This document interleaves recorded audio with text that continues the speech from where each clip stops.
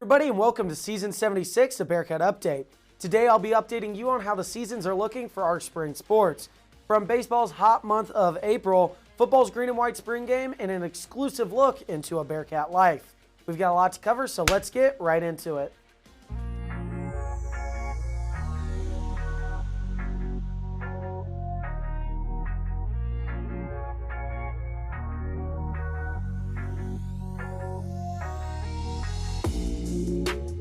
The women's tennis team started off their week facing McKendree on Sunday. The Bearcats won all three doubles matches, taking a 1-0 lead. Oliva Norberg, Carolina Oliveira, Miru Noraka, and Camila Franzen all won their singles matches, making the final score 5-2. On Friday, Northwest traveled to Central Oklahoma to face the Broncos, where the Bearcats won 2 of their 3 doubles matches and 4 of their 6 singles matches, getting another 5-2 win. Northwest improved their record to 9-7 after a 4-3 win against the Newman Jets on Saturday. The men's tennis team also faced McKendree on Sunday, but unfortunately lost 4-3. This was only their second loss in the last 9 matches. Northwest bounced back on Tuesday against William Woods after they secured 5 out of their 6 singles matches, getting them a 5-2 win. We wish the Bearcats luck as they face Newman today. For more on tennis, our crew member Lauren Slocum sits down with Antonin Leborne.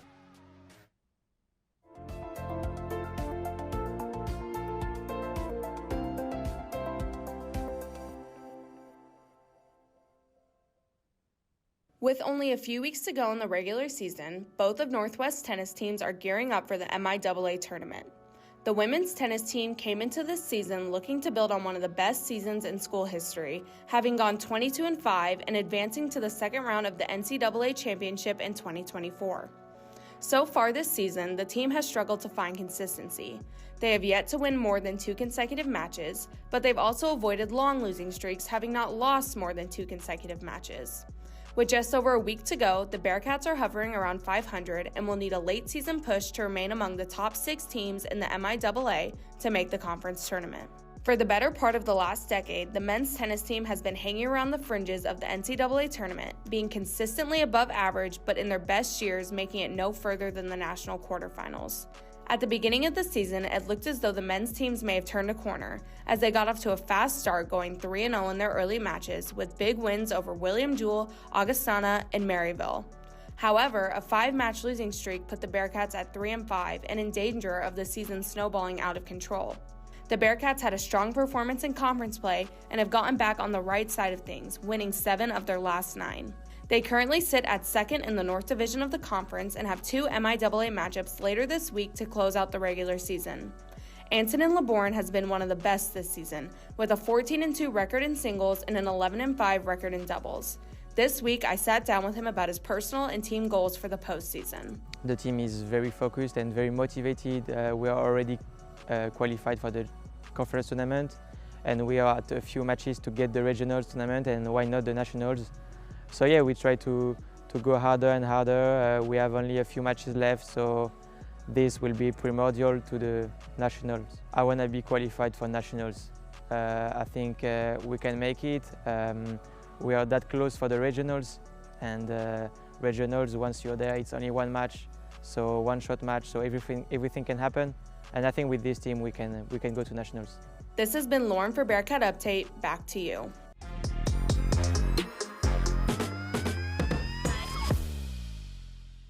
The golf team recently competed in the Spring Regional Preview at Monkey Island, Oklahoma, where they placed 11th out of 20 teams. Madeline Schlepfer led the team, placing 26th individually. Golf will begin play in the MIAA Championships today and will be in Kearney, Nebraska for the next few days as they look to close out their season on a high note. The track team had a dominant outing at the Mule Relay in Warrensburg. The women placed first with 127 points, while the men finished 4th with 65. Track will head to Azusa, California to compete in the Brian Clay relays on Wednesday. Good luck to all the Bearcats. The softball team had a busy week this week with 4 doubleheaders. The Bearcats were coming off a 3-game win streak going into their game on Monday against Pitt State. In Game 1, Northwest held a 3-1 lead, but the Gorillas rallied back in the 5th and 6th inning to take the 5-3 win. In Game 2, Pitt State took an early 4-0 lead, and the Bearcats couldn't rally back, losing 5-3. On Tuesday, Northwest split their doubleheader with Missouri Southern. Game 1 was a pitcher's duel where the Lions threw a 3-hit shutout, and the Bearcats also only allowed 4 hits. Unfortunately, the Bearcats lost 1-0 after Missouri Southern strung hits together in the 4th inning. In Game 2, the Lions took an early lead, but the Bearcats immediately clapped back. They held the lead 3-2, but earned another 5 runs for a comfortable 8-4 win. On Friday, the Bearcats split their 3rd doubleheader of the week against Emporia State. The Hornets took an early 1-0 lead in the Game 1, but the Bearcats didn't take long to bounce back and hold the lead the rest of the game, winning 4-3. In Game 2, ESU's pitchers threw a 4-hit shutout, forcing the Bearcats' 2-0 loss. We wish the Bearcats luck as they play their final doubleheader this week against Washburn. For more on softball, our crew member Anthony Martinez recaps their season.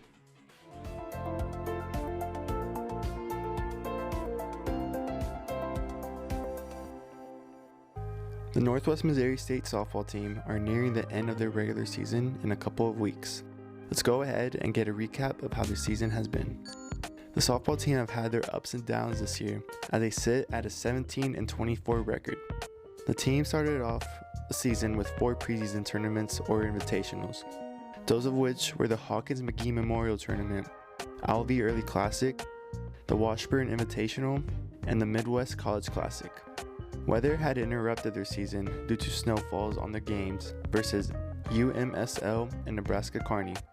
Has been a very long season for the softball Bearcats. The Bearcats did get some signature wins throughout the year, with wins versus number 6 Central Oklahoma and number 23 Pittsburgh State. Coach Naomi Tellez has mentioned about wanting to win regionals. Wins like this can improve that vision for the program. In most recent times, the Bearcats just split 2 games versus Emporia State earlier this week. As they just had their senior day versus Washburn at home, they will head to St. Louis to face UMSL. To close out the season, they will also head to Lincoln next Friday and come back home to play Wayne State right after. They will finally close out the season in a drive down to St. Joe to play Missouri Western. We wish the softball program the best of luck finishing out their season. This is Anthony Martinez with Bearcat Update, signing off.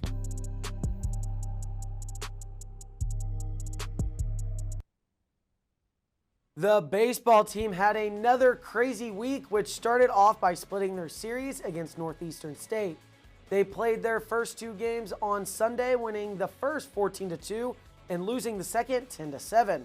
On Monday, the Bearcats won the 3rd game against the Riverhawks 10-0, taking the series. Northwest faced Missouri Western on Wednesday, where the Bearcat pitching staff struggled, giving up 14 hits, 9 of them being extra base hits, causing a 12-2 loss. Northwest had an exciting game against the Newman Jets on Friday.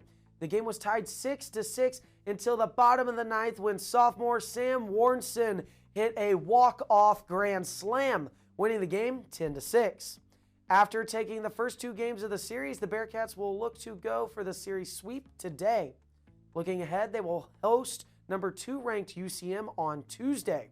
For more on baseball's upcoming matchup, Jackson Phelps gives us the Bearcat Breakdown.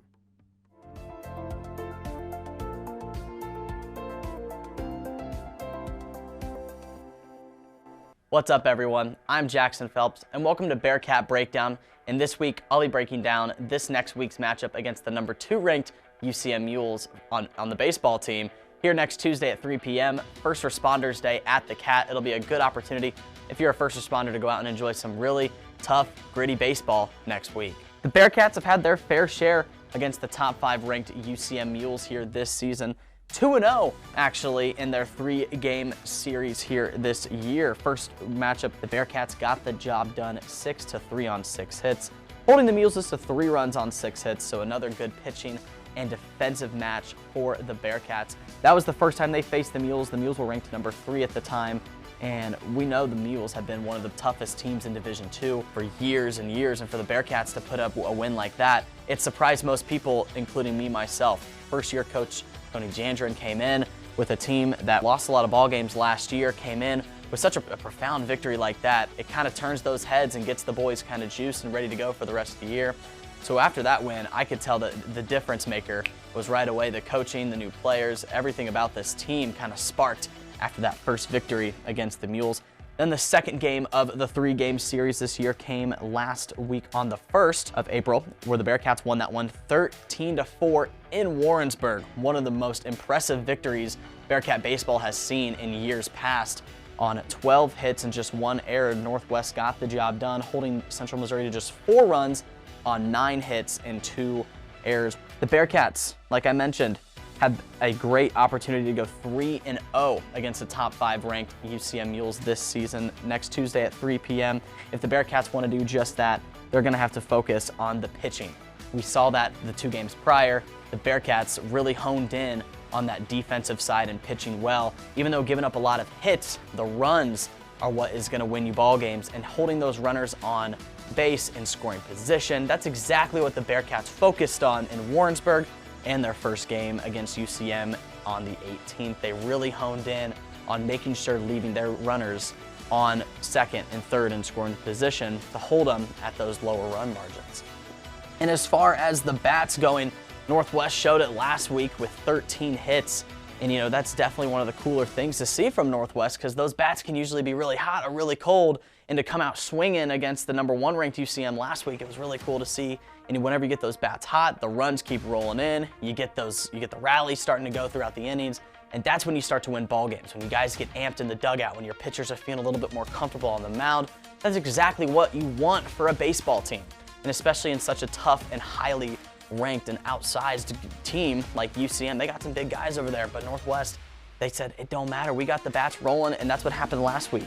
Looking at the all-time series between UCM and Northwest, Northwest only has 18 wins and 60 losses against UCM. So years past, UCM's gotten it done versus the Bearcats, but looking to make some history here on Tuesday, as they're going to try and go for one of the most, improbable defeats, going 3-0, no losses against top 5 ranked UCM team. So the 3 things I need to focus on: pitch well, be comfortable on the mound, defense, limit those errors. Less errors mean less runners on base, less opportunities to score for UCM, and start early. Get those bats going hot. Get those runners in scoring position if you are the Bearcats in those 0-out, 1-out approaches. Get those runners home and get those bats rolling, get those rallies going. And we've seen these boys have been having fun the last couple of weeks, and I expect nothing less on Tuesday. Well, that's been it for Bearcat Breakdown. I'm Jackson Phelps. Take it away, Jason.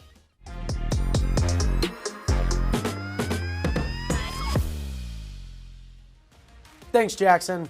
We're going to take our first commercial break. When we get back, we will send it over to Wiley Ray. Will be joining the show as he brings us another edition of BCU with the X.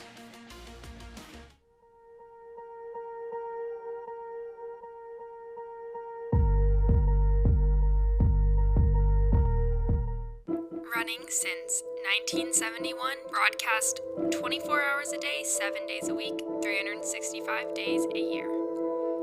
Featuring programs and news from National Public Radio, as well as Americana, jazz, and classical music. KXCV 90.5 FM Maryville, KNRW 88.9 FM Chillicothe.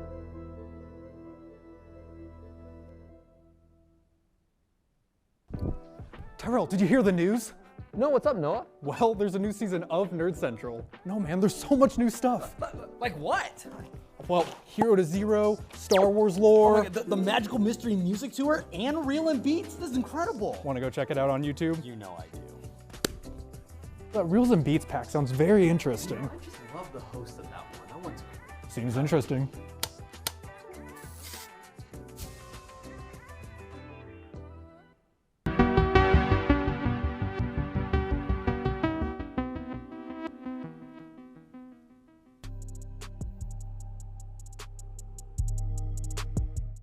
We're going to turn our dial a bit here from X106.7. I'm Wiley Ray. Let's get right into it. Cue that intro.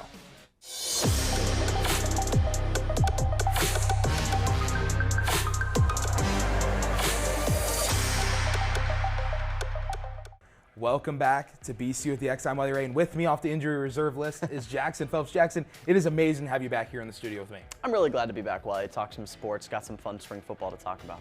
Yeah, you said spring football, and it sounds crazy that, we're talking baseball, softball, now we're talking spring football. But Jackson, you were there Saturday. What are some things that you liked seeing in that game? Yeah, definitely. Some of the more important things was that new coaching staff that has been brought into Maryville.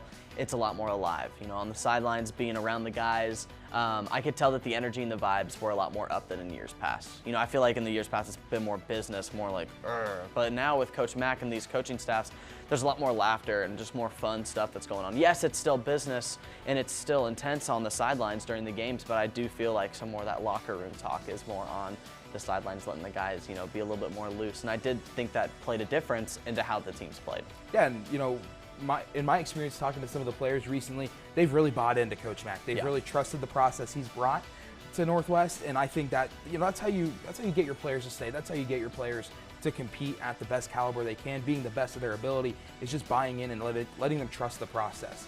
But when we look forward to maybe some offense or defensive things that you saw, what were some players that stuck out to you on both the offensive and defensive side? Definitely. Young quarterback Zachariah Owens and Cale Turner definitely made an impact towards the later games. They kept the starters in for only about 5 minutes, and they let the reserves go at it. Watching Zachariah Owens, he's got some wheels on him. Watch for a mobile quarterback in him. And then Cale Turner, another one that I just mentioned, he was slinging the ball. With Coach Mack being the quarterback coach, I think he's instilling more of a pass-heavy offense, which in years past has worked great for the Bearcats. So getting to see them take more shots down the field has been awesome. And then some of the wide receivers, Erwin Nash transferred from K-State, caught a big touchdown. And watching guys like Tashawn Porter, running back, who was a kind of a second string last year, I think he's going to be a big impact. Got a touchdown himself. So watching some of the younger guys just kind of fit into this offense. And then the defensive side of the ball, Bostwick, now the defensive coordinator, taken in that realm, has kept that same Bearcat defensive intensity, especially on that D-line, getting some big sacks and stops with the running game. And then those linebackers and corners, they had some big plays, but I do think that the offense shined a little bit more than the defense in years past, which honestly, if you ask me, it's pretty cool to see. Yeah, obviously with changes in head coaches, you're going to see a change in how the offense and defense looks. We saw with Wright, defense was heavy, especially because he was a defensive coordinator with Doral. Now you're seeing Coach McNeneman being a quarterback in the 2 national titles he won, and now you're seeing more of an air raid offense. You're seeing something that he played with and he thrived with. So it'll be interesting and amazing to see it as the football team goes into the fall season. For more on the spring game, our crew member Killian Beck takes us inside Saturday's game. Take it away, Killian.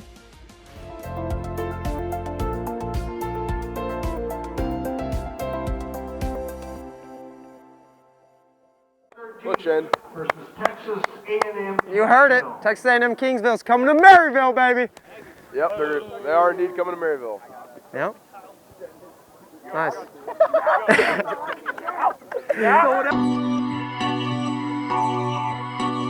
Woo, baby. Let's do it. Beautiful day. Let's go, Coach Who. Yeah. Let's go, Dominator. Hey, bring it up. Let's fly around, have fun. I want everybody to make plays, but white team on top, baby. Let's go. Back team on 3. 1, 2, 3. Back team. Let's go, baby. Jalen, I'll give you 5. McClay, I'll give you 5. Something about these green guys, huh? Ah! You want me to tell them about our little thing? Yeah. We're going to start selling t-shirts and stuff? Yeah. Look over there. All right, so. Exciting white t-shirts. Right? Hitting the stores when? Next month. Within the next month, they're hitting the stores. Pictures of me and Zig, Exciting whites. It's, right? Yeah. Cool story for the mic. Little brother is on a junior day visit today. So he's excited. He might be a Bearcat, hopefully.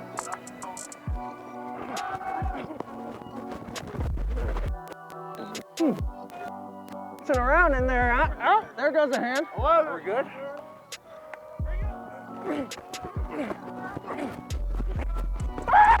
I was all over that! It's all over that!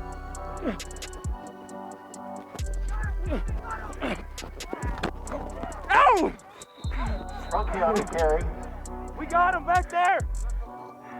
Chris, I took your shirt, not your flags. Oh, one's gonna knock me over. Hey, we got 3 here. Rip. Thank you, everyone, for keeping me mic'd up today. Hey, motion Falcon, motion go Falcon. Uh-oh! Stand up, Falcon! Hey, Falcon!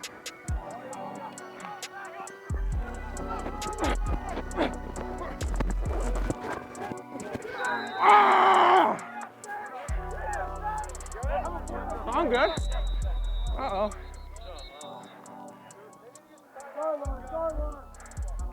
Probably gotta lay some hits. Philly special? Oh no, get in there. Can you get in? Woo! Woo! Let's go, baby! Let's go! Yeah! Let's go, KP! We're calling it right now. We're going to score a touchdown in one in about 2 plays. Yep. You got 51 seconds. We're going to seal this game, Team White. If they don't, cut to the it top. Out. Cut that out if they don't score. This is for the marbles, baby, for all of them. Come on.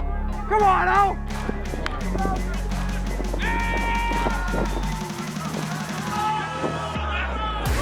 Yes! Let's go! Let's go, man! Let's go! Ah! Let's go! Woo!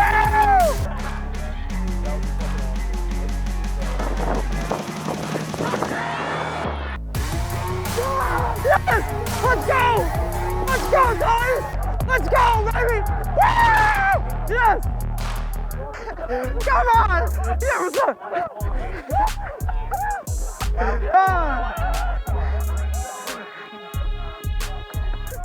Bro, he ran so fast! Give me some, baby! White squad! Thank you, everyone, for keeping me mic'd up today. Hope you enjoy it. Thanks, Killian. We're going to shift it over to my favorite segment here, Jackson, Rays, Plays, and Highlights. We're going to be kicking things off with play number 1 from our spring game. Let's start things off with a Cale Turner reception. Cale Turner drops back. He has that space, and he heaves a full one down the field, and a beautiful catch there for the Bearcats. And Jackson, this play is really nice to see, especially when you stop it right here. You have that space, and that's one thing that I love to see as a former lineman. Yeah, I played high school ball, but that's the best thing I love to see is Turner has this whole area in downfield to go. That's the best thing I like to see, because his lineman does a good job of pushing his guy back. And that's, you know, that's the best thing you want in a lineman, is you're pushing that defender back, and then you look over here, and there's wide open spaces. Wide open spaces for Turner, to where if that play's broken, he can scramble. Yeah, you know, I definitely like that take. You know, right here you see Maximo Killian on the far side of the screen. He's got a good push off on his defender. But you're right, Cale Turner, I mean, obviously his eyes are completely up, but if he did want to keep it down, you know, if he did have number 67 come through and try and get some defenders loose, he does have that lot of green space to come down and get some yards. I mean, from what I don't think there's a cloud flat with the corner over there, so I definitely think he might have some advantage to maybe go pick up a first down. But as we see the rest of the play, Killian does a great job breaking off his defender, and Cale Turner with an even better throw. Yeah, let's take a look at that rest of the play. Like you said, a beautiful throw from Turner, and just ends up being a dot for this Bearcat offense. And now let's take it over our next play. It's another pass, and this one is more of a corner route play here, Jackson, and you'll see why it worked for the Bearcats offense here on this one. So once again, Turner sitting at quarterback, and as he awaits that snap, he drops back and he finds his receiver, a nice little corner route, ultimately leading for the touchdown. And Jackson, let's have you break this one down, because this is a great play, and I know you know how to break it down. Definitely, you know, so Cale Turner, you know, I'm really, really glad that we get to see him play. Last year got a couple reps during practice, but he has really showed out. So guys, if you want to go ahead, let's stop it right here. So as we see Tyus Jackson, another young receiver for the Bearcats, Cale Turner has his eyes up. He does have number 66 here kind of coming down. He's got to get the ball out, but Tyus Jackson does a great job, sees that the defender's kind of playing more inside the numbers. Tyus Jackson's going to go in, and he's going to break his hips down, put a corner out towards the corner of the end zone, and does a great job of doing that. And as we see the corner, the route down here is kind of playing a hitch, so that corner's already down, so Jackson has the space in the world to do, and he does a great job creating the space on the defender. And once again, Cale Turner showing out like I mentioned before. He had a great spring game, one to look out for the Bearcats. So if we watch the rest of this play, Turner delivers a great ball to Jackson, wide open, puts the ball in the end zone for 6. That's bread and butter for the Bearcats. Yeah, you know, you really like to see that. And as we go to our third and final play, it's not much of an air raid attack, but this time it's a ground attack, but the Bearcats going tricky with it. Let's take a look at this. So this one, you saw it a lot last year. You saw a lot of trickery from the Bearcats trying to make things happen, and you get a big whoop right here. And it's a nice little reverse play for Northwest. And Jackson, this one, if the Bearcats can do this with that air raid and they run the ball a little bit, having that trickery in their pocket is really going to help them. You know, it really is. You know, Hayden Jay here at quarterback, he's one of the option quarterbacks for the Bearcats. If you guys want to go ahead and pause it right here. As we see the running back here, Bolden is going to hand it off to Karsten Pate. You can kind of see him right there in the middle. He gets that ball. Bolden does a great job at handing that ball off to Pate Wiley. And look at Hayden Jay right here. He's going to put some blocks up on his guys, get some open space for Karsten Pate, another great young wide receiver for the Bearcats. And it's just the offensive line, Wiley. I know you were just talking about it. Yeah. So the offensive line doing their job, pushing the defense the other way. They're thinking Bolden has the ball, and it just worked perfectly for the Bearcats. Yeah, and let's talk about that offensive lineman here real quick before we wrap up. Like you said, they're putting their guys this way and they're sending them this way. That's one thing you like to see, because even if you're not going for a reversal and you're still trying to go for that left rush, let's watch it in full here. You still have that wide open gap, and a lot of times you can drive a Mack truck through a lot of these gaps, and that's what you like to see. Boom, gap there and a gap there before that reversal. But if you're just running a left toss or even a running back to the left, that's going to be your bread and butter on the ground when the air raid isn't working. But this has been another edition of BC with the X. We'll be back in a week. Next up, we're going to send it to Dante Distefano as he breaks down the next week's Bearcat schedule. Take it away, Dante.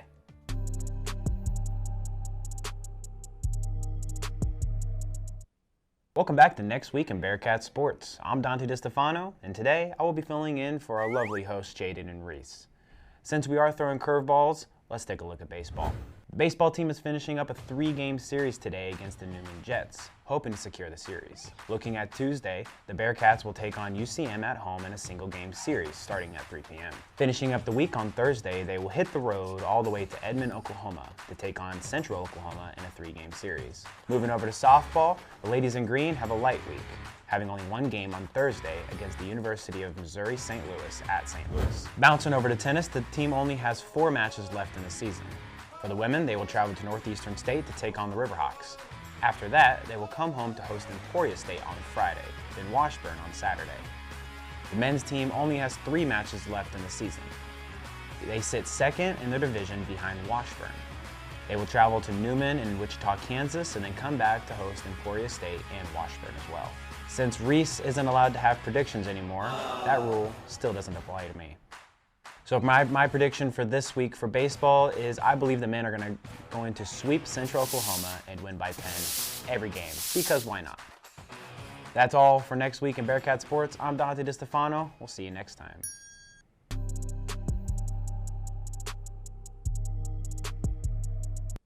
Thanks, Dante.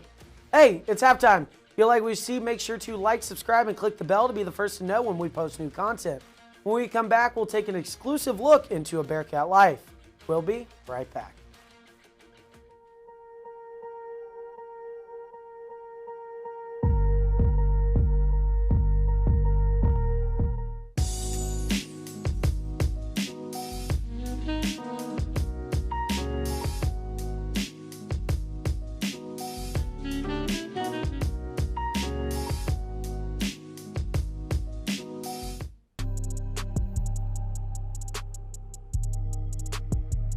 Welcome back to Bearcat Update. Let's take a look into Bearcat Past.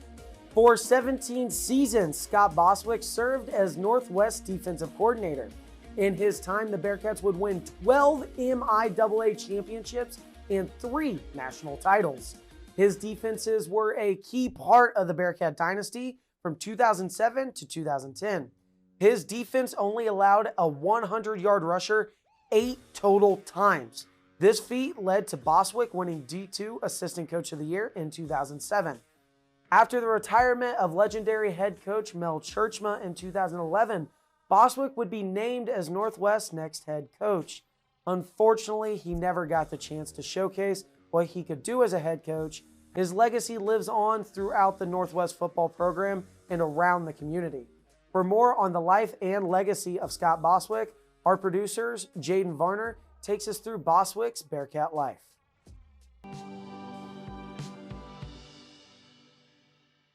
He's signaling the defense, and the guys are saying they couldn't see him. That was kind of an excuse they were using. And so my nephew had a red Nike hat on, and he reaches over, grabs it, puts it on his head. Can you guys see me now? You know, the guy kind of yelled it at him in different words, you know. And so that's how the story of the red hat came about. When you go to a Bearcat football game, there are a few things you are guaranteed to see. Among them are fans adorned in green and white, the long list of conference and national championships won, and one man on the Northwest sideline sporting a red hat. Scott signaled the defenses in, you know, from the sideline. He was on the sideline, and it was early on, I think maybe our second season. Players, for whatever reason, were having trouble getting the signals from him. They couldn't find him on the sideline. And one of his nephews, probably a junior high age nephew or high school age nephew, was there. At that time, we had, phones with wires yet. And so he was following Scott around holding the wires. Scott finally said, well, give me that cap. And he said, then they'll be able to find me on the sideline. And so that's where it all started. And after that, he always wore a red cap, and players didn't have any trouble finding him on the sideline. Well, you see the red hats still, you know, that was all him. You know, like the story about that, they were playing up at Wayne State, Nebraska. I want to say 96 up there, and it's hotter than hell. And so one of the games, me and my nephew, who's a year younger, my oldest sister's son, so we're only a year apart. So we got to hold the cords on the sideline. I'm holding Coach Tatum's cord, and Ryan, my nephew, is holding Scott's cord. Well, he's signaling the defense, and the guys are saying they couldn't see him. That was kind of an excuse they were using. And so my nephew had a red Nike hat on, and he reaches over, grabs it, puts it on his head. In hindsight, bringing Scott on as the defensive coordinator was a no-brainer. What brought him to the big time was a connection to an old friend. When I came from Texas, I hired Jim Sabota right away as my offensive coordinator. Jim was the head coach at Nebraska Wesleyan, but I didn't have a defensive coordinator hired. And it was right at I took the job the first week in January. It was the National Coaches Convention. My defensive line coach, John Gustafson, was here. He was a holdover from the old staff.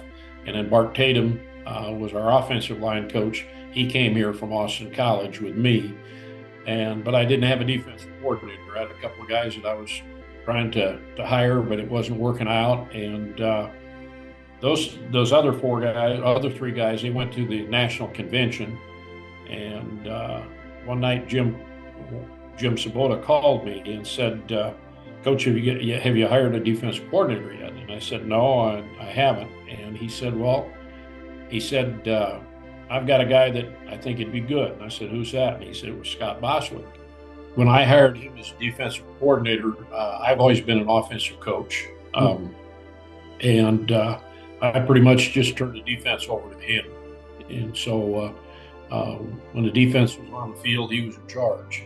He brought a type of energy that we really needed. Scott Bostwick spent 17 seasons as the Bearcats' defensive coordinator.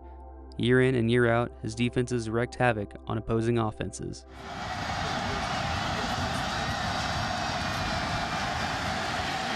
Check throws it as he's getting hit. It's incomplete. Chad Gilgore, the sophomore, came up.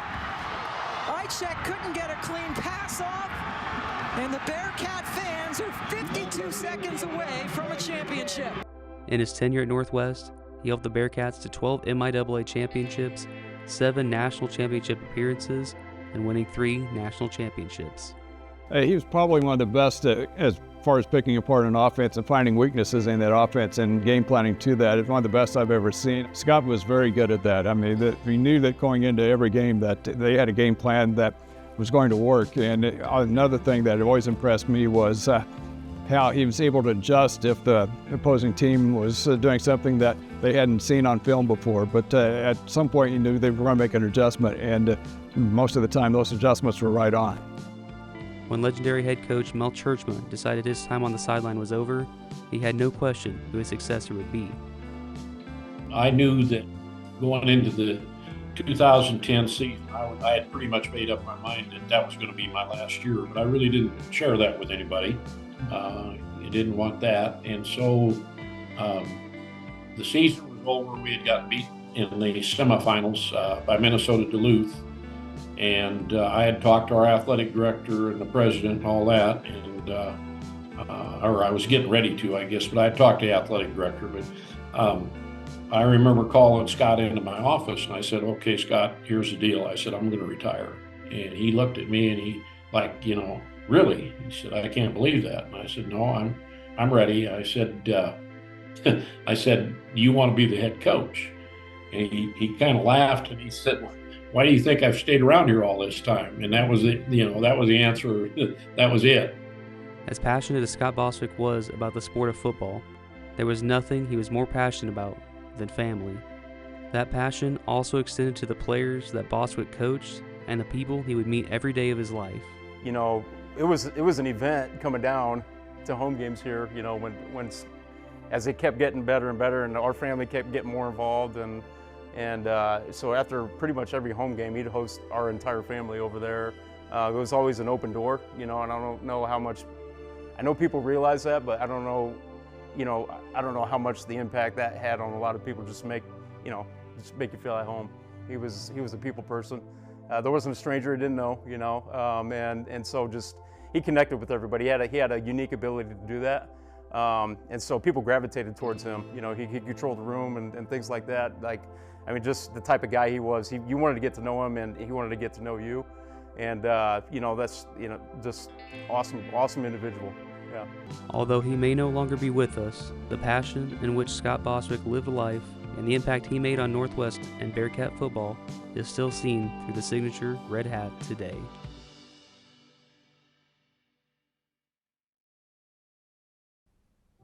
That's all the time we have for today. I'm your host, Jason Holland, and this has been Bearcat Update, the provider of complete coverage of Northwest sports. We are live every Sunday at 2, and you can find us on YouTube at KNWT TV. Along with Bearcat Update, you can watch KNWT's other content as well. Thank you all for watching, and we'll be back in no time.